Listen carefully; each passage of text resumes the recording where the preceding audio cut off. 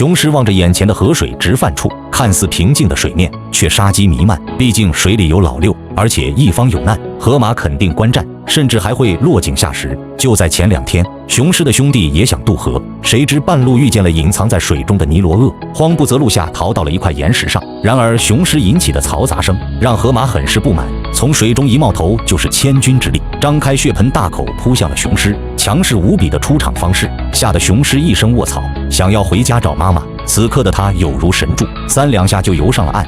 话说回来，这头雄狮还在为了渡河犹豫不决。